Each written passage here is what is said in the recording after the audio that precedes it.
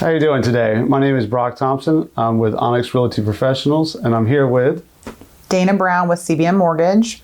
And today we're going to kind of start a series off that's going to, we've been noticing it a lot in our industry, and we've tried to come up with a plan with divorce, and it's happening a lot, and now we're trying to come up with some real ways to be proactive on teaching you what you may want to need to know about from both a real estate perspective and from a lending perspective of how important it is to have a team of people when you're going through this emotional time. So over the series, we're going to cover quite a few different topics. We're going to cover it simply today. We're going to start off with budgeting because we see this having to be one of the very first steps in the process as we're finding out what to do and how we can help you.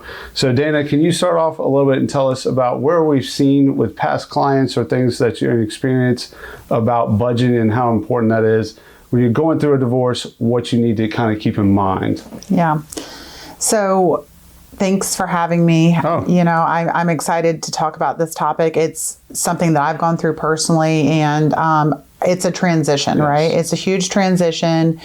You are going from a one-income household or possibly two-income household down to a one-income household, and you need to figure out where you're going. One of the things I've experienced mainly is affordability. Yes. A lot of times women and men will come to me and just simply not know what their buying power is. It is very often that, we have one spouse that handles the majority of the financing, the budgeting, and other spouses carry different roles. Yeah. I mean, we're a team and this happens, and we're going through this huge transition.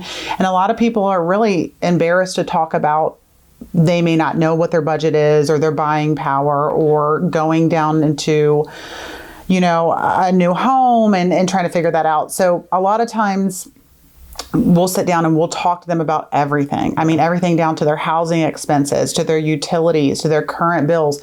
And we get invasive. We start talking about the obligations that their divorce decrees have set that they're going to have. And we need to get a game plan to figure out what is their next stage in life. Okay. So what do you mean by buying power? Like, can you expand for the normal person? What does that mean? Yeah.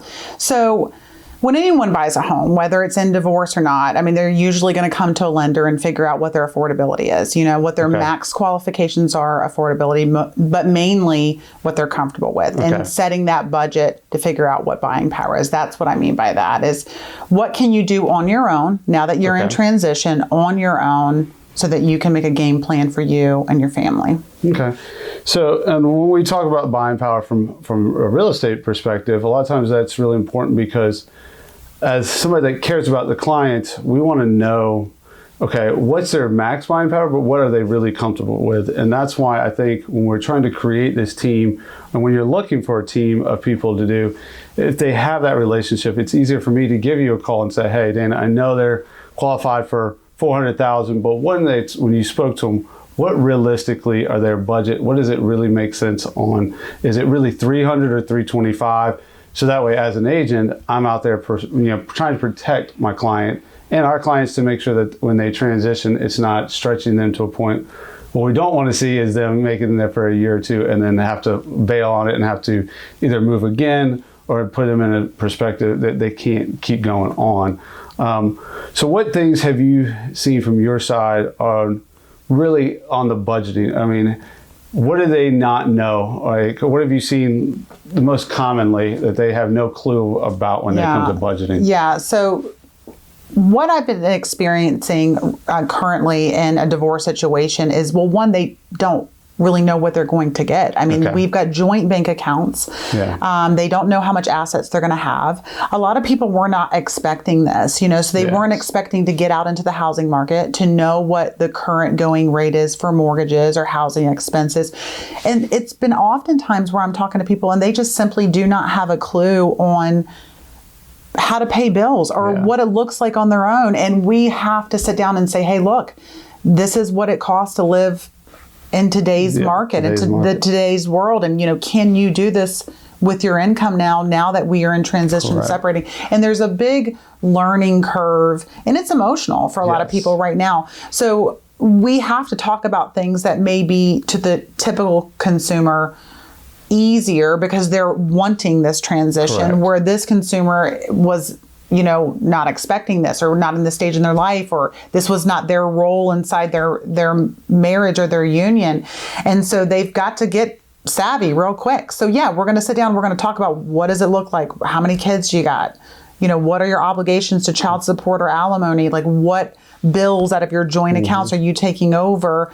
What is your current income right now? What are you currently paying on your current mortgage or housing expense? Yeah. And, now that we've lost this income, what do you think you're going to be able to afford? Most importantly, there is a learning curve, I've noticed, because housing is expensive nowadays. Yes. And people just have, they do not have a knowledge of what it's going to cost to live. And that's been, a huge counseling that we've had to go through during this transition, because this is usually a reactionary, correct, conversation versus, a proactive conversation with someone that's buying. Yeah.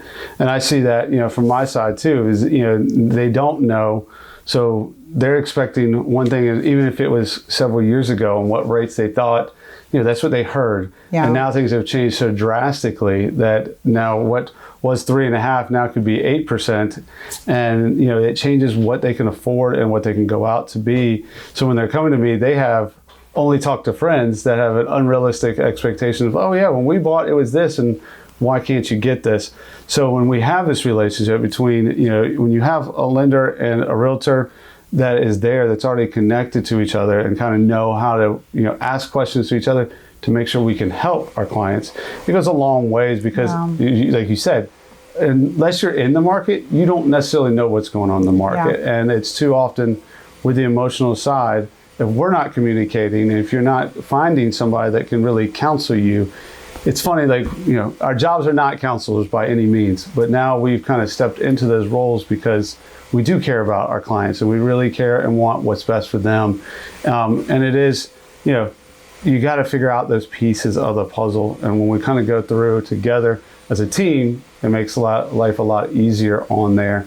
So what other areas in budget have you seen that affect, like, do you see that people miss that they have a car note on there, or the areas that they, not necessarily are normal, my electric, my water, those, what other areas do you see that kind of surprise people that actually takes into effect on their debt to income or who's on title of things? So I don't necessarily know that a lot of people have sat down and done a single budget for themselves. Okay. When you're going through a divorce, you're not thinking clearly. Yeah. So it's not very often that I've been able to sit down with a client and they've been able to look at this from a business perspective. Okay. So a lot of times it's really approaching the situation as an unknown. They haven't thought about it. They're still on the emotions of what's happening, getting their kids adjusted, and the legalities of breaking up financing. So it really is a helpful conversation of reality on what they're going to be. My biggest obstacle, once I get someone into the black and white conversation of what you can afford, what your budget looks like, now let's get you through the transition, is the realistic kind of like wants. Like, they've been living in, a two-person household, and they're usually downsizing. So it's tough to really get people on what they can afford and what they want, or what they can afford and what they're used to having. That's the biggest thing. It's an emotional transition, and taking the time to talk to them and explain to them what they can afford and what this payment looks like you're going to get into this new house. It is a transition, and that's the most broadest term I can say to explain this entire process. Well, and like I said, that's where we're coming today, and we're going to kind of end on that, just simple that area, but we're going to be back with you multiple times. We're going to try to break this down into segments so that way we truly can show you that you can find a team that really cares about you when you're going through an extremely difficult time, an extremely emotional time, that you can find people that really do care and want to be that support to you. So for today, my name again is Brock Thompson with Onyx Realty Professionals, and Dana Brown with CBN Mortgage. And we'll be back to you again soon. Thank you so much for watching.